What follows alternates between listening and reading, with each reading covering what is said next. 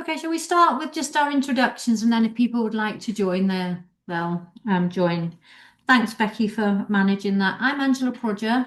I'm no, I'm not one of the joint heads here anymore. I'm now the head of centre.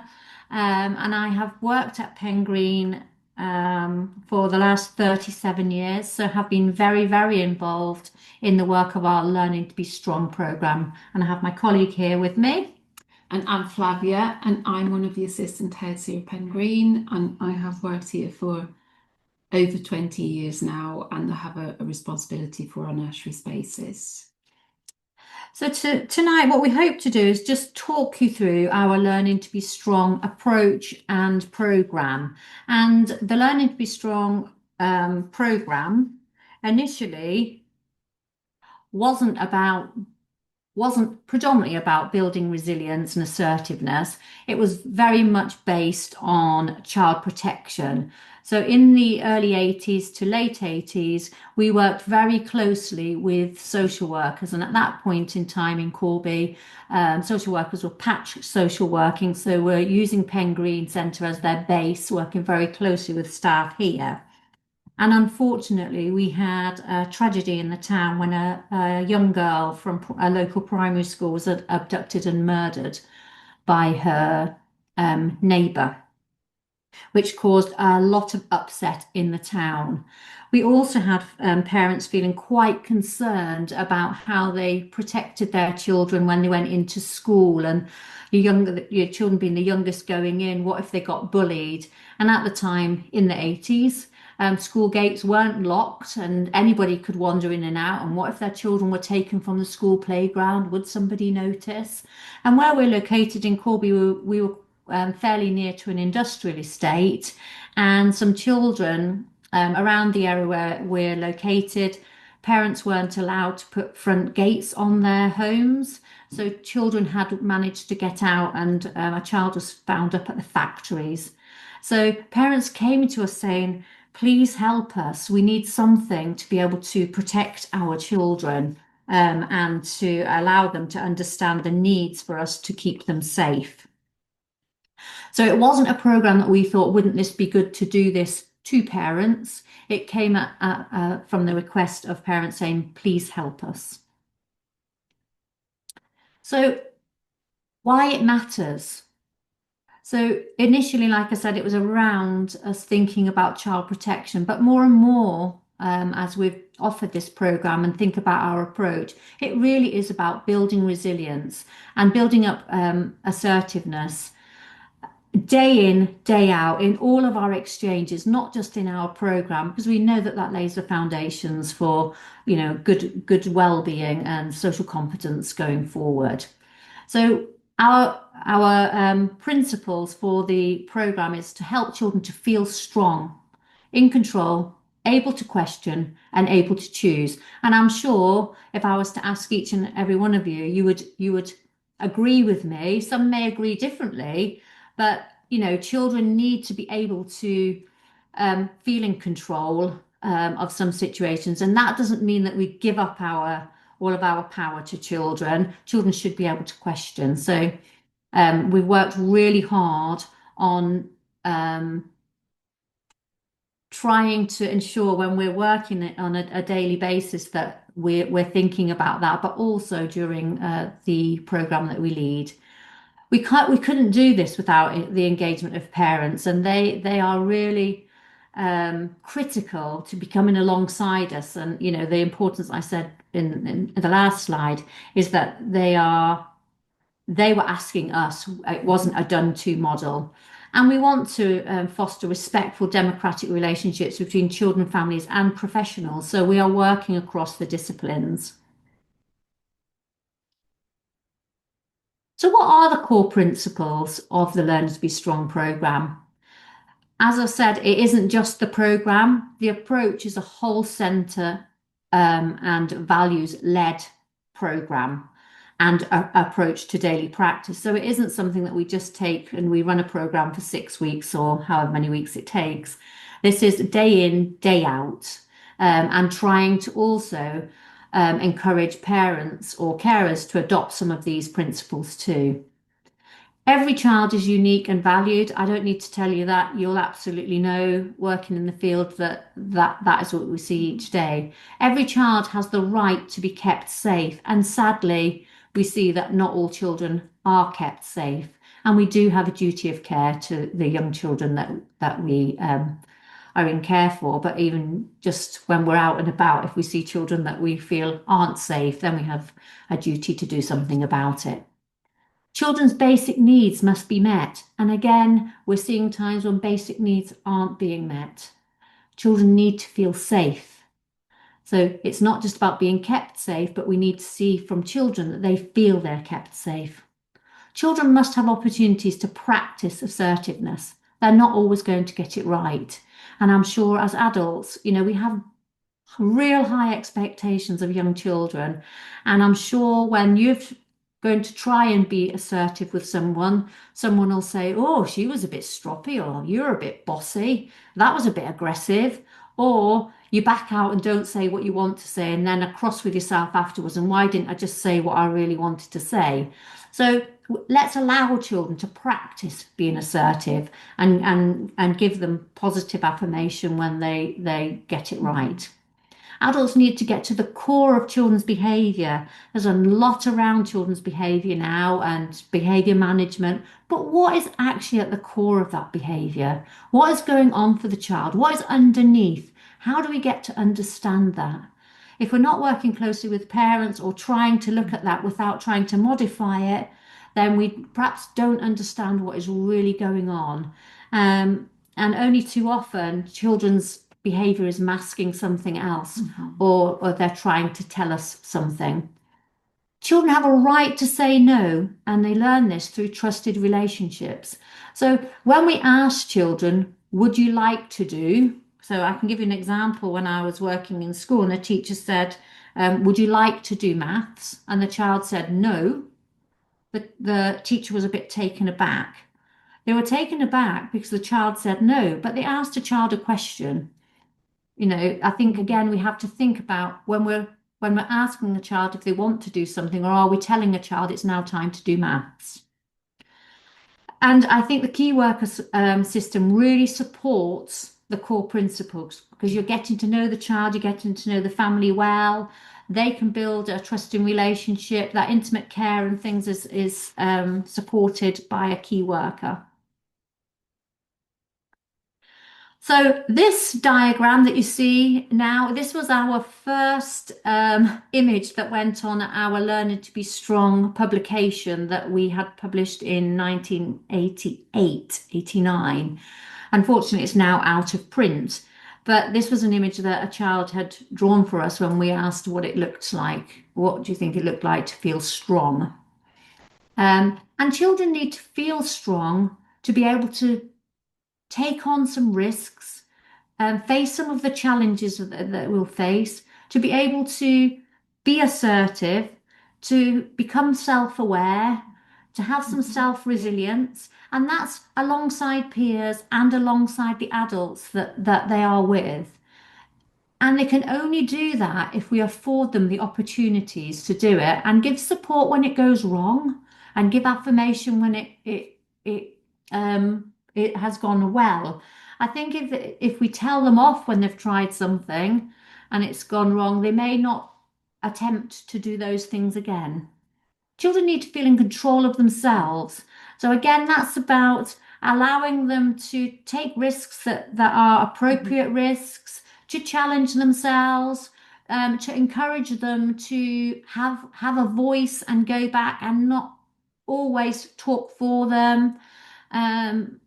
So an example for us would be when a child has been hurt by another child in our setting, we'd be encouraging the child to say no, and if they can't say no, we'd support them to say no alongside them, so helping them to have a little bit of control in their lives. Children need to feel able to question. So again, if we are telling children something and we're asking them lots of questions, of course, they're going to, if we're a great role model for them, they're going to want to ask questions, and we shouldn't close those questions down immediately. they should be encouraged to foster their curiosity. They may be asking something to find out something before they tell you something. So again, just being careful about not shutting questions down before you know what their question is. And again, I can give an example when I was doing some teaching in the classroom, and I just wasn't attuned to a child, and it was during the time of literacy and numeracy hour for those of you who remember it, and I was delivering a numeracy lesson, and a child who I knew from nursery and then was in school with him. I was asking a question, and he just kept coming back and saying, Beckham, Beckham, Beckham. And I said, oh, can you not talk about Beckham at the moment? We're talking about, no, I need this. And he was actually telling me about number 7 on Beckham's shirt, but I just wasn't attuned to him. And if I'd stopped and just allowed and actually questioned him and allowed him to come back, he would have been able to come back to me or ask me a question, but I was trying to close it down too quickly. So there's lessons being learned for me in terms of if I can say these things, then I need to hold dear to them. Children need to feel able to choose. And again, the example that I gave about maths and a child being saying, would you like to do maths now? That wasn't actually a choice. That was, I want you to go and do maths now. And again, when you're working with children with special educational needs, sometimes to give a choice, just one or two choices, so they feel that they've got a little bit of control, particularly if they're non-verbal or have limited language, helping them to choose can be sometimes through using visuals. So the Learning to Be Strong program is a proactive safeguarding tool. And through role play discussions, small group activities or small group space opportunities, children learn some protective behaviours. And that comes from, again, when we set the program up, we weren't thinking about protective behaviours, but we've been able to add in thinking about some very simple protective behaviours that may be carried on within the school system. So we're starting to sow some seeds and give them some strategies for when they're in school. But also for parents as well. These are strategies that parents can carry on and using these with the children at home. And we also train our staff to recognise children making disclosures and to be able to respond appropriately, because if a child starts to make a disclosure in a small group, you don't actually want all the other children to hear what is going to be said. So how will that be managed in a small group? And it's not only what children say in these sessions, we're observing their body language and reactions throughout the sessions. Some children have been in and never even say their name in a session. They've listened and they can come back and talk about it afterwards. Children can look quite frightened in some of the sessions. Other children want to take every risk possible, and not because they're going to do it in real life, but it's just an opportunity to try it out and it feels safe to do that.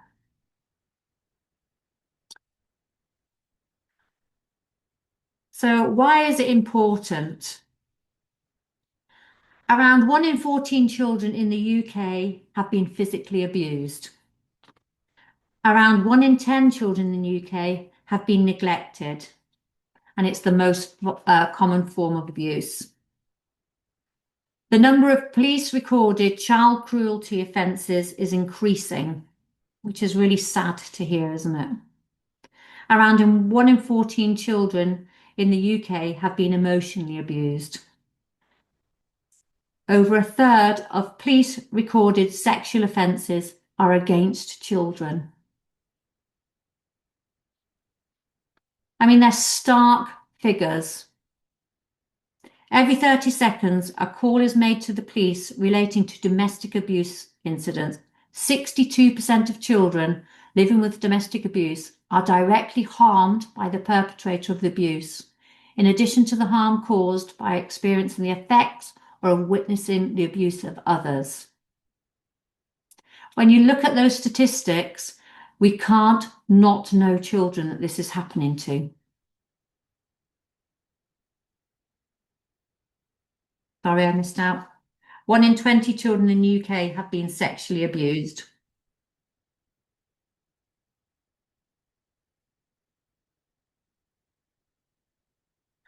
So you can see why this is a very, very important programme and why we have continued to offer it since 1988 and build on it. So when we first started, we worked with Michelle Elliott, who developed the Kidscape programme. Those of you who are old enough to remember Kidscape. It was a child protection programme, national programme. And we worked quite closely with Michelle to develop our programme. And as I say, we've continued to develop that over the years. We also introduced protective behaviours. So again, child protection programme to people. Oh, I won't be able to see if you tell me, but I take it people are aware of protective behaviours. It's used quite often in schools, and it's to build communities where people understand what the child protection behaviours, strategies that are being used. Then we were introduced to Te Whaariki, the New Zealand curriculum, where they really talk about community and creating that sense of belonging. And what we wanted to do was to really weave that into our daily practice within the nursery and create strong bonds between key workers, their key groups, bringing in parents, grandparents, other carers, so that we are thinking about the wider families for children. Adverse childhood experience have kind of taken us by storm over the last decade, really thinking about how these traumatic incidents have an impact throughout childhood and into adulthood, and some of the physical implications it can have for adults, as well as the emotional impact it has. And then more recently, we've worked with people who talk about the ELSA role in schools, where the support is given for social, emotional, and mental well-being of children in schools. So we try to draw on all of those, and when we're sharing this opportunity with parents, we would talk about what underpins and why this program was relevant in 1988 and remains relevant today.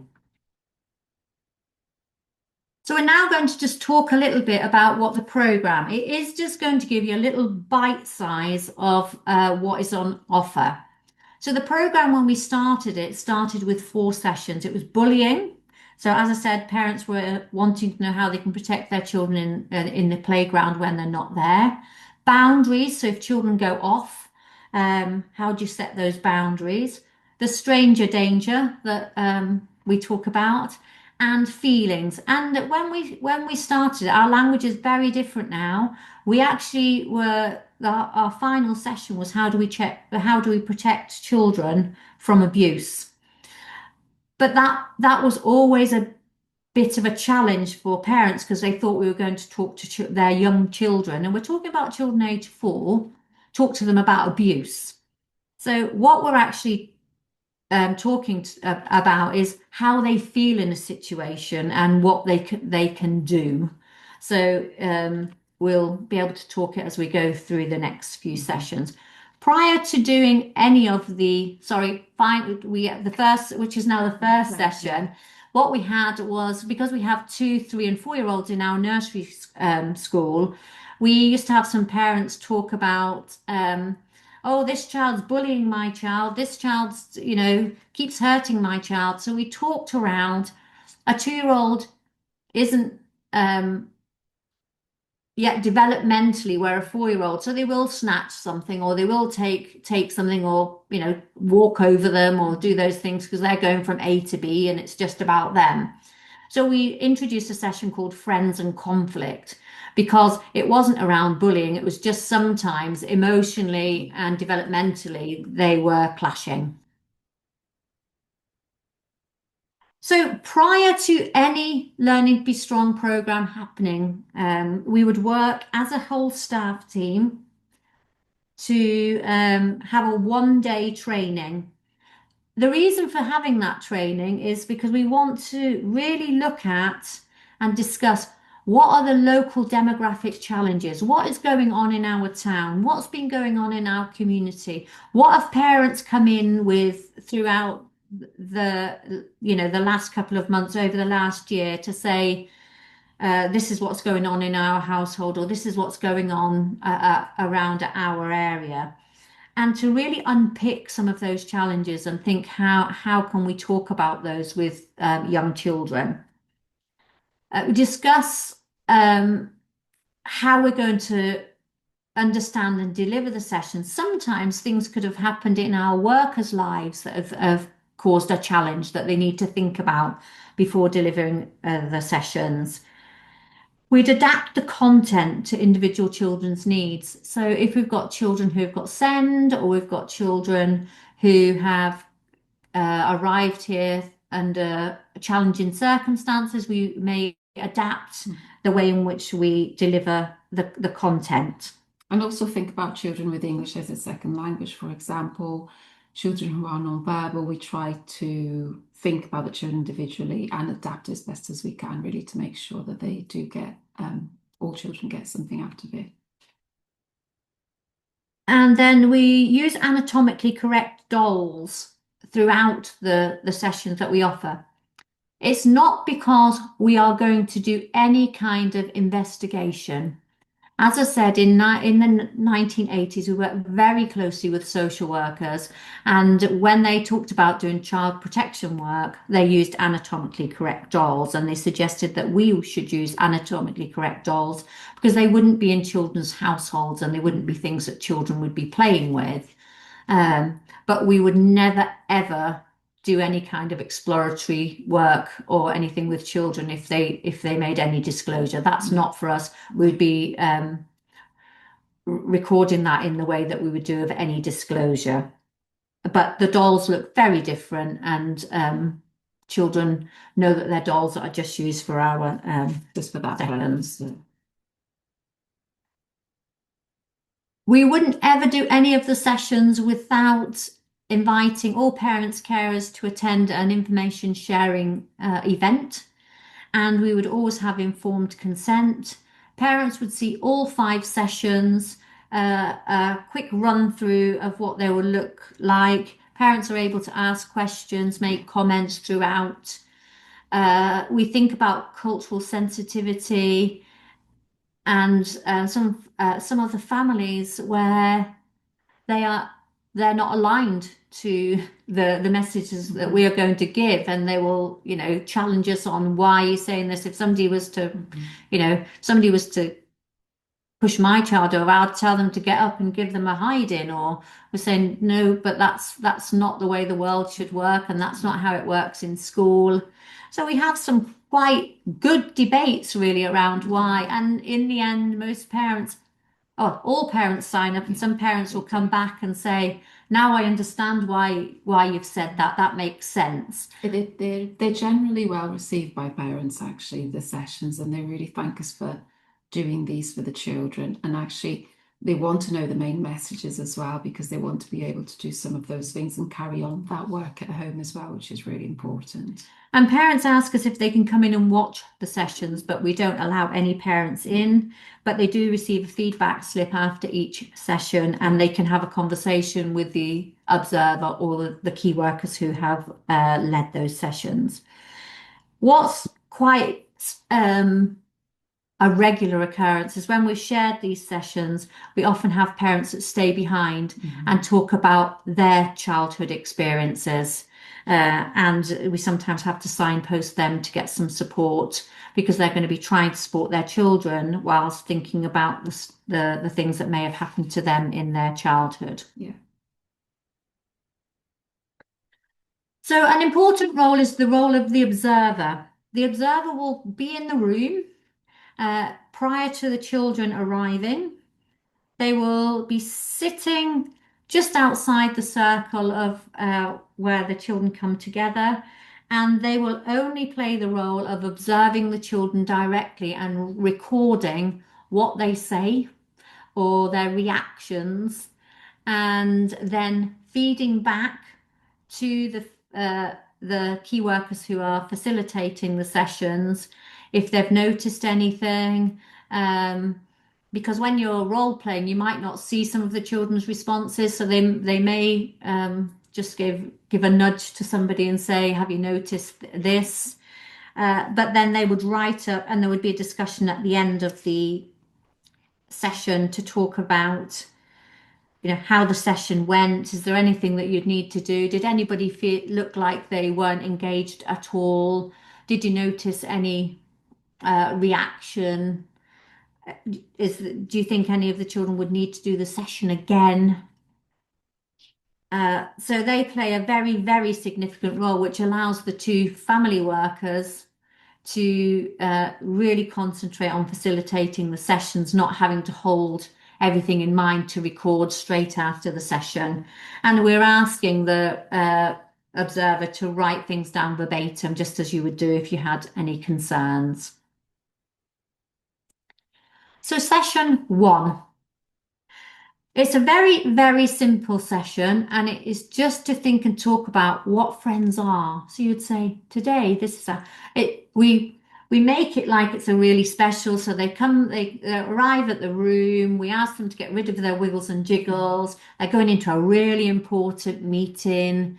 And so they're really keen to come in. It's usually in a space that they are familiar with. So we use our dining room, set out with some chairs, so we're not necessarily taking them off to a different space. And we ask them talk about friends. They can sometimes tell us exactly who their friends are and exactly who their friends aren't. And for some children, they can't name any friends. If they're not able to name a friend, we would say, well, I'm happy to be your friend. I'm your friend, because some children for developmentally, they're not bothered about a friend. They're quite happy, being in their own world, doing their own thing. But others, they've got lots and lots of friends. So once we've established who their friends are, we would talk about, now we're going to read a story, and it's The Friend by John Birmingham. And it's a very, very simple story. It's sadly now out of print. But it's a very simple story about two friends playing together. They have a little fallout. One of them sticks their tongue out. They have a little squabble over the teddy bear. The friend goes home, and then he's left by himself with his teddy on the floor. Very simple, easy to be understood. Yeah. Very limited language to each. Yeah. We're using the images to really tell the story. And then what we would do is talk about what happened in the story. So again, talking about friends falling out. So it's not about bullying, they're falling out. Do you think it was a good idea? How does he look? He looks sad. So we're starting to give some of those bits around, how it could be handled a bit better, really. Then you can see the anatomically correct dolls. So we have two dolls, a girl and a boy doll. Um, and they're just, so then we do a short role play where we talk about two friends. One is playing with two cars. The other one comes along and says, "Can I have one of those?" And they say, "No, I haven't finished yet." They ask again, "No, I haven't finished yet. I'll give it to you when I'm finished." And the child can choose to wait.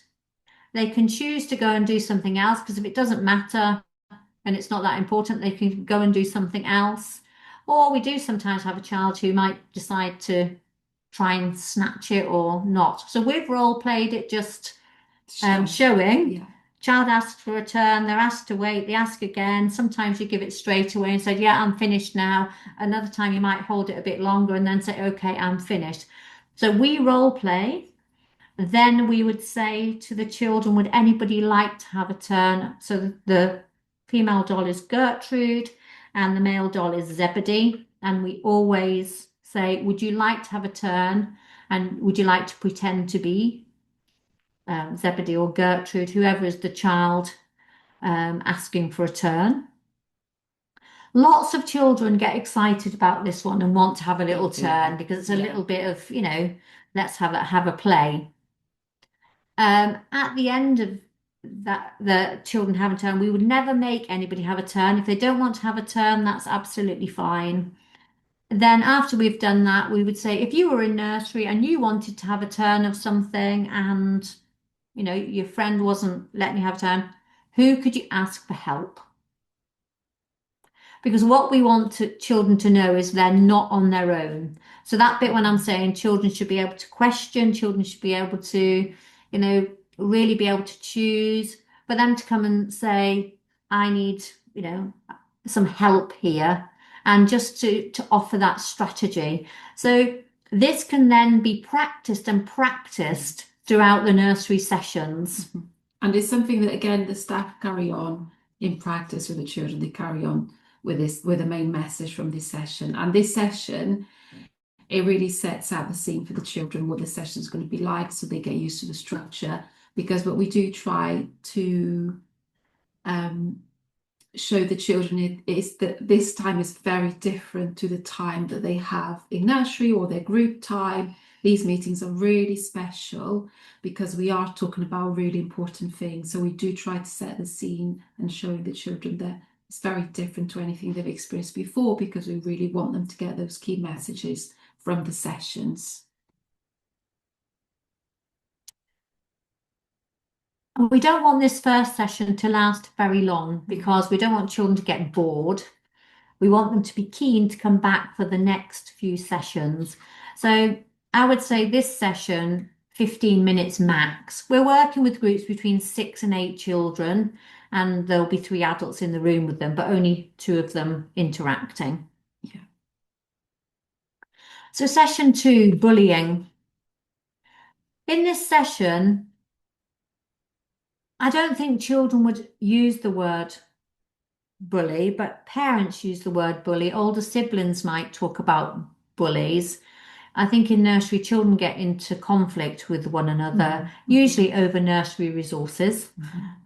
And it's how do we manage it in nursery, but also thinking about when they go into school and they're in the school playground, if there is some bullying or conflict that is happening between children, what is it that we want children to be able to do to allow them to get the support when they need it? So you could go and say, go and tell the dinner lady, go and tell, the teacher or the TA who's on the playground, go and let them know, etc. However, I'm sure we all know that tap tap miss, tap tap miss. Flavia's done that, miss. Flavia's done this, miss. Flavia's, and how many times do you listen? How many times do you listen to that? So what we do with the children is ask them if they can tell us what a bully does. What might a bully do, or what might a bully say? Because children will say somebody is a bully. So sometimes they'll name a brother or a sister is a bully. I have had it before. It's in one of the very early days. They said it's a bully. A bully is one of those with horns.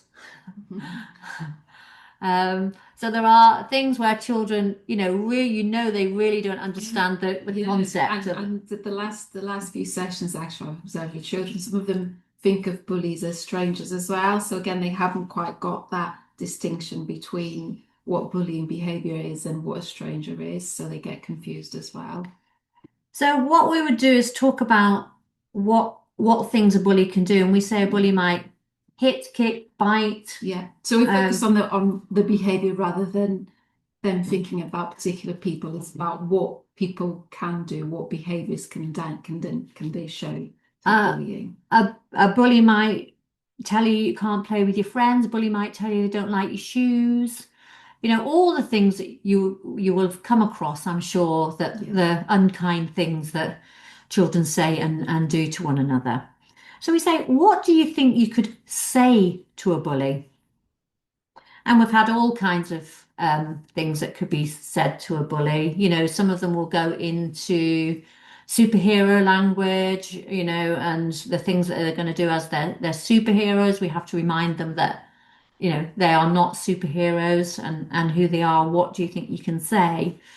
And some of our children will already say to say no because they've had siblings that go here or they've heard it throughout our exchange Yeah. and support that we're giving day in, day out in the nursery. So I would go around the room and ask each child if they can say no. Not every child is able to say no when they're asked to say no.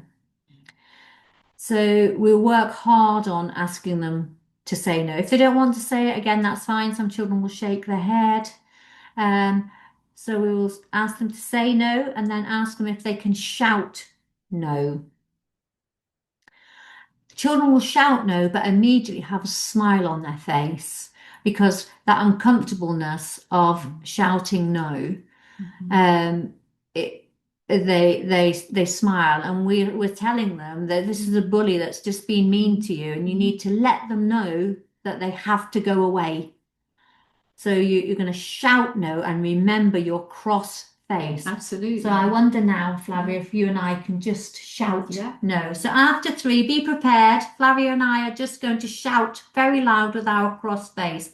One, two, three, no!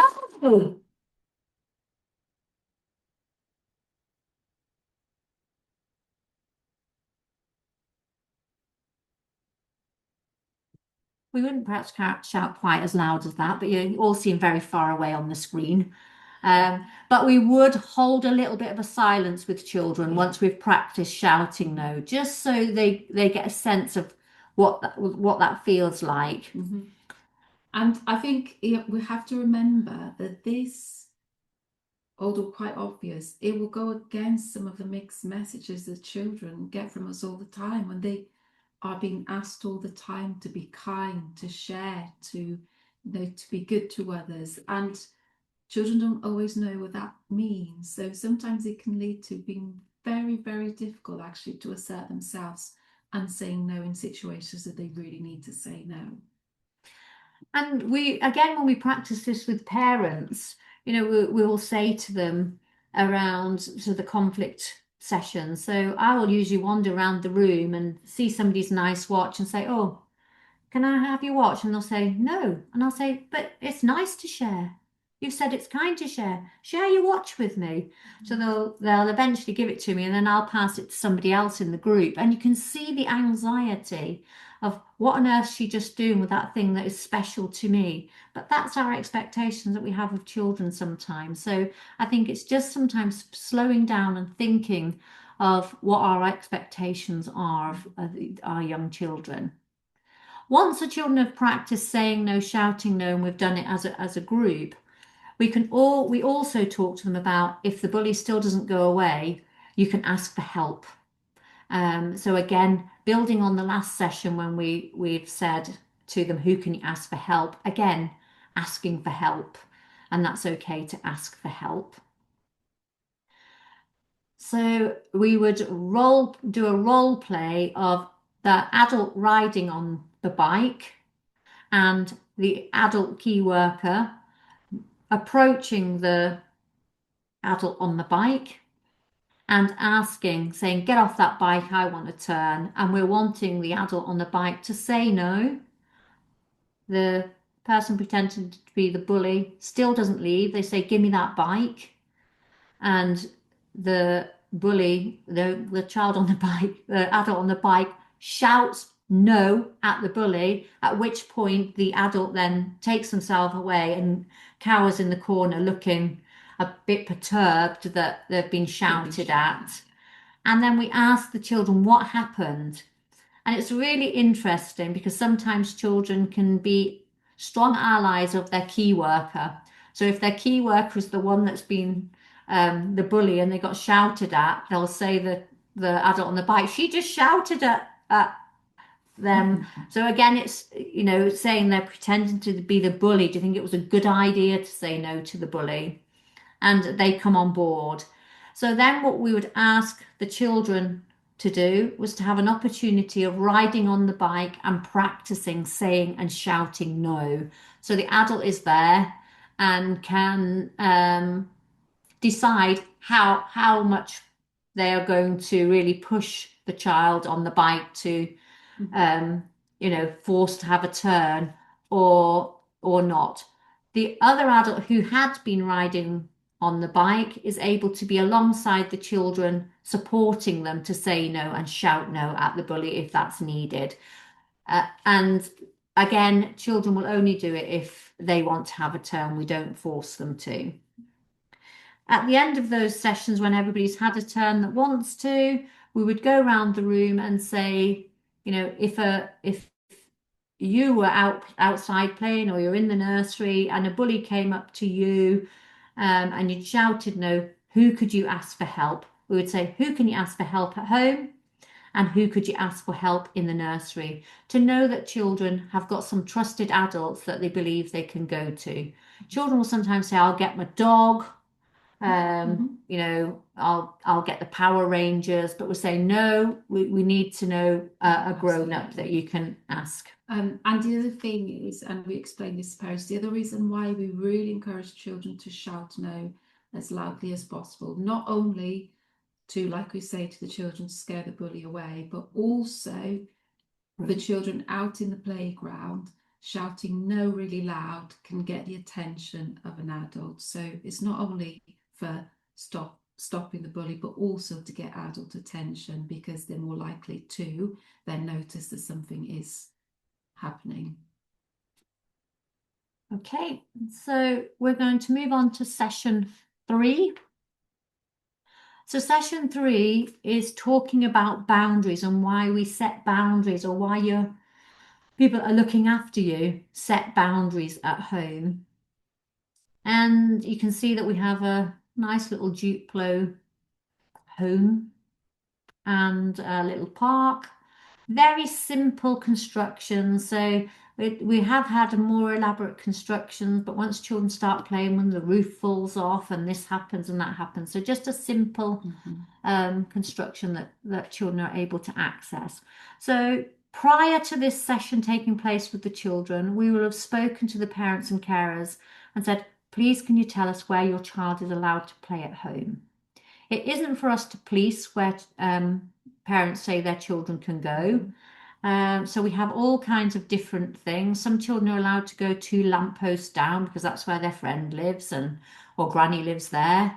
Other children are allowed to go into the park because the park's actually in the middle of a grove, and that's where children gather together. Other children are never allowed outside of the door without their parents, whether it's front garden or back garden. So there are all kinds of rules, boundaries that parents, carers put in place. And we have to be mindful that some children are perhaps living between 2 homes. So they're with a parent for part of the week and with another parent for another part of the week, or they go and stay at grandparents, aunties, whoever, for some time. Children will go from here, maybe go to a childminder's. So they'll have to understand all the different boundaries of where they're allowed to play and what they're allowed to do in all these different situations. But we try to find out the home that they spend the majority of their time in, what are their boundaries and why. And we hope that parents always tell us the truth and don't say what they think we want to hear. Because when the children tell us in the session, we don't want to be correcting the children, saying, no, no, no, you're never allowed outside. Your mummy and daddy have said you're never allowed outside. And they say, yes, yes, I am. And then you learn later that, yes, they are. So it is important. And we stress that to parents, the importance of that we're not policing this. It's just that we are trying to support their boundary setting at home.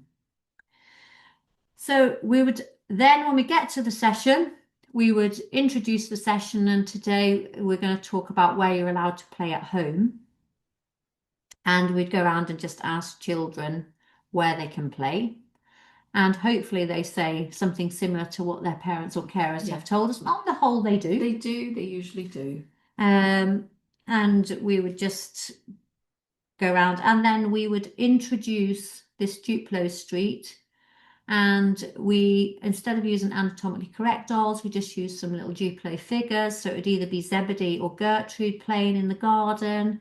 And we usually say, Dad is at home and they're looking after you if we know there is a dad in the home. If not, we would change it. But for our role play, we start with Gertrude's in the garden and Gertrude's dad's looking after her today. And he said she's allowed to play out in the front garden. So set the scene. And then we have two people in the frame who we call friends because we don't know their names. It could be any friends. So Gertrude's friends come along, and it's important that we listen to what they say and let's see what happens. So the friends come along. Gertrude, we're going to the park. Do you want to come? Gertrude doesn't move. She just says, I'll have to go and ask my dad. So off she goes inside, asks her dad. Her dad said, no, no, Gertrude, you know you're not allowed to go to the park. You must stay in the front garden. Gertrude goes back out, tells her friends, no, I can't come to the park. I've got to stay in the front garden. The subtlety of what I've said is Gertrude goes and asks her dad. Often as adults, we tell people what we're doing. So I'm just nipping to the shops, or I'm just doing this. You're telling them, you're not asking them, and children see us modeling that all the time. So what we don't want children to do is go in and say, Dad, I'm just going to the park, and off they go, because that's what children will see. Yeah. And certainly in nursery, we'll say, I'm just going outside now to cover outside. I'm just going to wherever. So we're modeling that kind of language all the time, but we are making it explicit that we want children to ask whoever's caring for them before they go off to do something, because that is going to keep them safe. If children choose to either just go to the park without asking, or they do ask and ignore what was said to them and go to the park, Dad will come out and say, Gertrude, where are you? Oh no, Gertrude's not in the garden. I feel so worried. Where's Gertrude gone? At which point the children are usually hanging on the edge of their seat saying, she's at the park, she's at the park. And Dad would then go off to the park, find Gertrude, and say to Gertrude, you're going to have to come home now, and you're not going to be able to stay in the front garden. You haven't listened to me, so you're going to have to come and stay inside. So a boundary has been tightened by the fact that she hasn't remained in the garden. She's having to come and stay inside where she's able to be seen at all times by whoever's caring. And that could be Gertrude or Zebedee, and it could be mum, dad, granny, whoever. And we make that clear to the children and for parents for the session. We say we're not saying we're punishing, we're just saying the boundary just got tighter because she didn't do what she was supposed to do. So there's not punishment, it's just the boundary's tighter now. She can only play inside because she went off without asking. And again, we've had parents, that says, oh, tell them you're going to call the police, tell them, they're going to have to sit on the naughty step, tell them. And we're saying, no, this is about building up resilience. It's about, supporting safeguarding. It's about giving children a voice and those kind of things. Really just trying to set some boundaries and knowing that if you've not, been kept within them, then there will be some kind of, consequence, yeah, not punishment. Yeah, a consequence, yeah. Yeah. Okay, on to session 4. Sorry, no, I haven't finished this because it's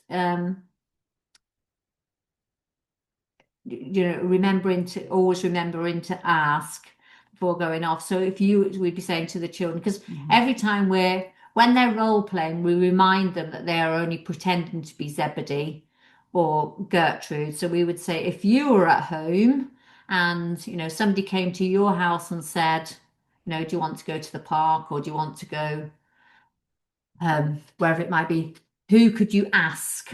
So we want to know that they know who in their home that they're able to ask. And that would be the kind of wrapping up of that session. Session 4. So session 4 is thinking about strangers.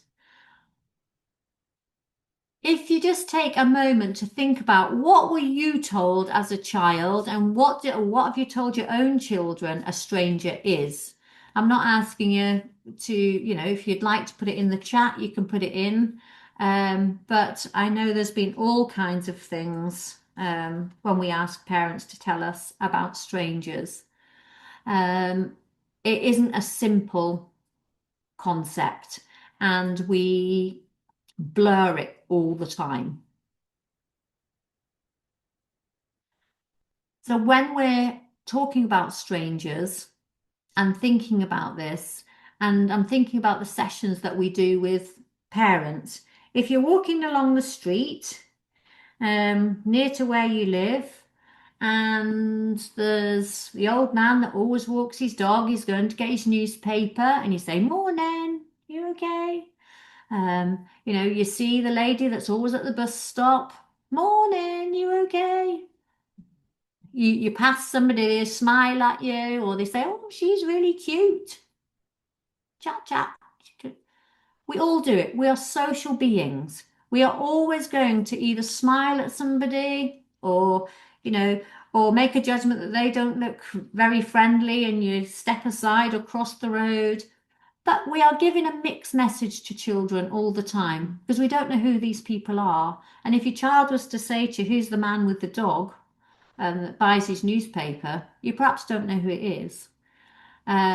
So how do we differentiate between the children being safe when they're with you and you're saying hello to people, to when a child finds themselves on their own and are alongside somebody that they don't know? How do they manage that? So when we are giving the definition, and we've had to work really hard on this because we've had cases where young children have abducted children. So it isn't just, grown-ups who can become strangers and harm children. We do have children harming children. So we say a stranger can be a big girl, a big boy, a man or a woman, and your mum or your dad or whoever is looking after you doesn't know that they are talking to you. Because evidence has shown that you don't need to talk to a stranger to be abducted. So never talk to strangers doesn't actually fit all the time. And we will say that numerous times through this session because it's complicated and complex. And just keep reminding children. And again, when we're showing this scenario, we will ask children what they think a stranger is, and some will say a baddie. Yeah. Usually it's a baddie. Yeah, and it's usually a man. Yeah. It's just the misconceptions really the children have, and they can hurt you, but they're not quite sure actually what a stranger really is. So for this session, we use the little Tykes coupe car, and that's the only time we would get this out in the nursery. We don't use them because we use it in this session. Parents have challenged us to say, "Why do you use a car? Why don't you use other things?" If we were just changing it all the time, and we know that, that's a really old-fashioned thing, a stranger drives past in a car, but it gives a message and it's a really, really powerful session. So you can see we've got the male anatomically correct dolls in this car, and we say we don't know their names, so we're going to call them strangers. And these strangers are in the car, And look, they've got a big bag of sweets. And we've got Zebedee here. And let's see what's going to happen in this story. We haven't got a book today. We've got the car with the strangers and Zebedee. So Zebedee's out playing. Zebedee's mum knows he's out playing out the front. And let's see what happens in this story. So along comes the car with the strangers in it, dangling the bag of real sweets, saying, little boy, would you like some sweets? Zebedee steps back slightly and says, no. She said, come on, little boy, have some of our sweets. Zebedee still says, no, no, and I'm going to go and tell. He turns and quickly goes to tell because we've got a spare adult here. So the adult becomes Zebedee's parent. So Zebedee goes in and says, Mum, Mum, or Dad, Dad, I've just seen some strangers out in the car and they asked me if I wanted some sweets. And I said I was coming to tell. And we just say, well done, Zebedee. Really good coming to tell. You always, always come and tell. Because what we want is children, if they ever find themselves in a situation where they feel unsafe, that they haven't lived with the worry and feel too scared to tell an adult when they go home. We always want them to tell. We know that children who have been abused can tell up to 13, 14 times or attempt to tell before they're heard. So we want to encourage that, tell, and that you're going to get a good affirmation, not what were you doing near that car, and you know not to go near a car with strangers. Sometimes in this session, children, the lure of real sweets is too much. Mm-hmm. And remember, they are role playing with dolls, so it's not Flavia being Flavia, it's Flavia being Zebedee. And Flavia could just be too excited about the sweets on this day and decides to go forward and allow Zebedee to take the sweets. So Zebedee moves forward to take the sweets, at which point he's grabbed by the adult who is maneuvering the car and thrown into the car, and the car speeds off across the floor. Sometimes it crashes, it's upside down. But all we would do is the adult who was maneuvering the car, we've got a large cloth ready, and the adult would move slowly over to the car, cover it over, and then go and take their seat again. And we would say, what happened in that story? And they'll say, Zebedee took the sweets. And did Zebedee get the sweets? We usually drop the sweets as well, so the children can see they actually didn't get the sweets. The sweets are lying somewhere else. Yeah. Did Zebedee get the sweets? No. Do you think that was a good idea? No. What should Zebedee have done? So usually go and tell, go and tell, go and tell. So we would always give children the same when they'd go off to the park. We would always give children a second chance to try and do it as we have role played. So Flavia would be given another opportunity to try again. She could say no. If she doesn't want to do it, we won't make her do it.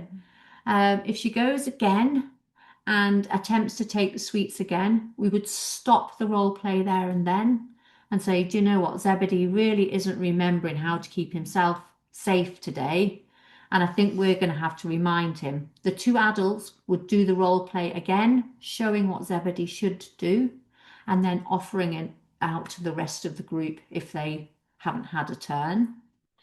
And if it goes where they start all trying to go for the sweets, we would just stop it, and the adults would end the session with us showing the correct thing to do. Once we've finished everybody having a turn to do that, and it's really interesting with this one, some children are too frightened to go near and don't want to have anything to do with it, and other children are a bit keen because they're keen on trying to take the sweets, or they want to see the car move again and see what happens. Yeah. So once we've all done the role play, we would just say to the children, if you were out playing and some strangers came along to you and asked you, and we usually try to do it with something that we know the child would be interested in. So, it can be a whole range of things, but things that we know are quite interesting for them. What would you say and what would you do? Yeah. And usually children know straight away to say no and go, run inside, go and tell. Yeah. And then that would be the end of those sessions. What I haven't talked about is usually at the beginning of every session, we go around and say our names. And then at the end of every session, we go back round and say our names. So I would say at the beginning of the session, my name is Angela, and I'm not pretending to be whichever character I've played. And we'd ask children to shake out all of those feelings, because if it's been something that has felt uncomfortable for them, it's a reminder that they were just pretending to be a character. And the final session. And this is where we ask children to talk about their feelings. And as I say, it was initially very much around child protection, and we have changed it over the years. So we say today we're going to talk about our feelings. So things that make us happy and excited, things that make us feel sad, angry, scared, or worried. Sometimes you might have a funny feeling in your tummy. Sometimes you might feel like you want to cry. Sometimes you might feel your heart really beating fast. So we would say, so usually we start with what's a happy feeling for you, or something that makes you excited. Usually children are quite good at coming up with that. Again, the adults would give a intro to what the things that make them happy and excited. And again, when they talk about sad, angry, scared, worried, they can give example. Usually it's an example. They can talk about something that's happened in the home, or something that's happened at nursery. And it gives an idea of how we're going to start moving into the role play. So as we move into this role play, we'll say today we haven't got a book. We're going to use Gertrude, and that could be Gertrude or it can be Zebedee, it doesn't matter. And we say, today we've got this character, and today his name is going to be Beanbag.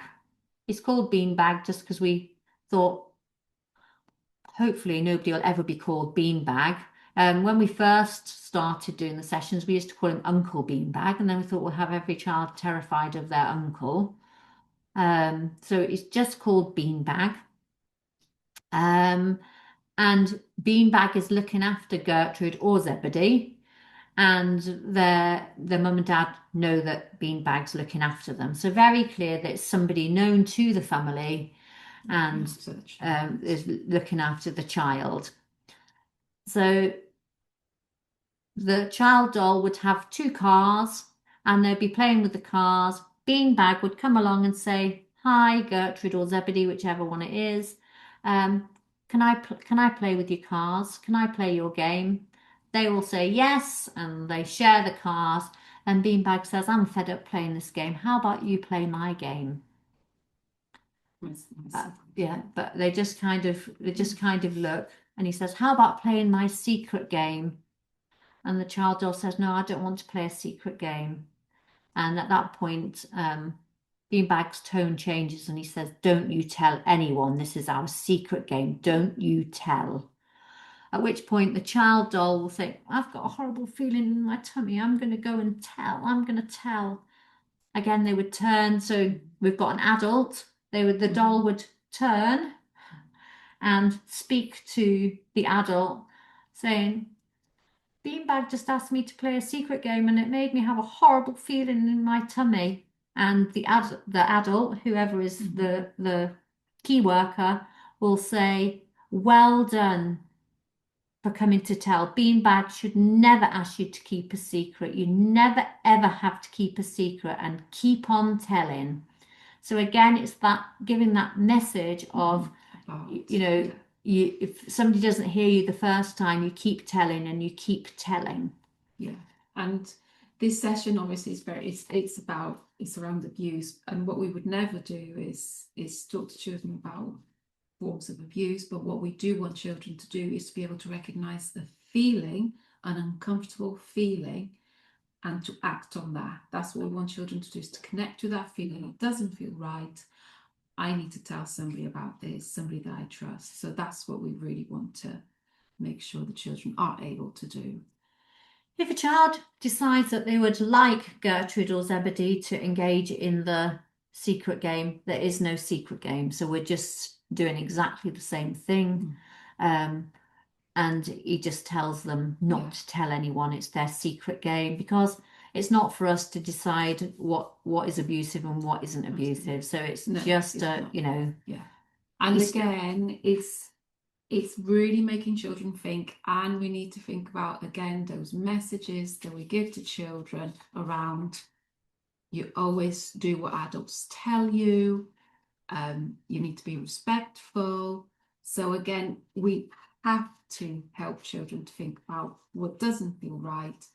If it doesn't feel right in their tummy, connect with that feeling and act on it. Because again, we have got those mixed messages we send to children about adults and respecting adults and doing what adults tell them to do. So a lot of the times children have got to go against those things and think about what it feels like. So that's the end of the 5 sessions. I know it's a whistle-stop tour. There's a lot of information. You know, it usually takes us more than an hour to run through the 5 sessions. So I'm mindful I've given you just a snapshot into this, but hopefully we'll be able to offer more in-depth training going forward if it's what people would like. So how do we ensure that we're continually looking at, is the program working? What is it that we're going to do? So we get ongoing observations. So what are children doing after the sessions? How are we embedding it? How are we feeding back to one another, but also feeding back to parents, thinking about different ways of working? And I think it's really important to think about that reflective supervision, because when you are working with children, and we're seeing more and more families where there is disadvantage and challenging circumstances that we are having to respond to, and we're working day in, day out, or a disclosure has been made and we're still working with the family and dealing with that. So ensuring that we've got mechanisms in place to be able to support the staff that are doing the work on the ground. Again, the observers are trained to document children's responses, emotions, and we have just a very simple tool for that. But uh, the observers would be part of that whole day training to have an understanding of children's context if we've just discussed that, but also what is it that we want to capture on this day, and how are we going to give that feedback in a way to parents that isn't going to be upsetting, or just given if we will sometimes say something today Flavia chose to take the sweets, but happy to have a more in-depth conversation with you about this. So again, not saying they've got it wrong. I mean, we've learned lessons over the years where parents go home and they're furious with their children because they've taken sweets or they've gone to the park and they should never have done that. So trying to work, if we're talking about building assertiveness in children, we need to also think about the impact when we're giving feedback to parents. So how does it align with the EYFS? I believe it probably hits all areas of the EYFS, particularly around PSED, the self-regulation, building relationships. But the language that we're offering to children, the role play that we're offering to children and encouraging them, they come out, they want to, just as they do with any story, want to recount some of the things that they've learned. An understanding of the world, the creative arts and designs where we are using props and supporting the play, but also the welfare requirements where we are really doing our utmost to safeguard young children.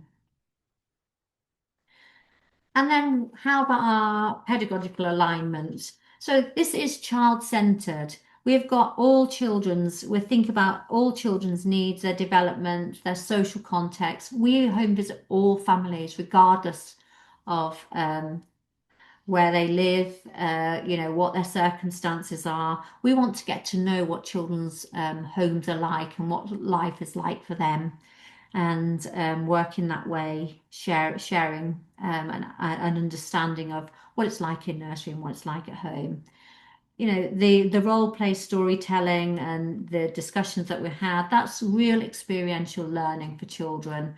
And some of them will absolutely say that exactly the phrases that the adults have said to them, and others will ad lib and add their own little bits to it. So it's great to see that. It's inclusive. We do have to, Flavia said earlier, we have to think about, how do we pitch it developmentally? How do we change it for children who don't have English as the first language, or are not using language themselves? How do we capture their voices? But how do we tailor it to their needs? And sometimes understanding family context and how we can support children when we're showing some of these role plays that are perhaps a bit of a challenge, and could be a trigger for young children. Yeah. It's a holistic approach, so it's addressing like I say, all areas of the curriculum, but also building that resilience and having some ethical understanding, and getting that right for children. They're chronologically all be around 4, but developmentally may not be there. So I hope that's been of interest to you. If you want to know more about it, please pop your name and information in the chat, and we'll can get back to you. But before I take some questions, I'd just like to share with you the new up and coming things that will be happening in our hub. So we have an Ofsted network on the 17th of September at 2 p.m. Do join us if you can. That should be a very informative session. We've got the baby room network happening on 21st of October from 6 till 7. Childminders network meeting, a focus on safeguarding, 11th of October from 10 till 1. Our Working with Parents webinar on the 3rd of October. We've got some professional development days with Mena Godfrey, so they should be really, really good days. One hosted in Leicestershire and the other hosted in Leicester City. We always have supervision sessions available, so if you think you've got a little knotty problem that you would like to discuss with one of our supervisors, please book a session through the hub.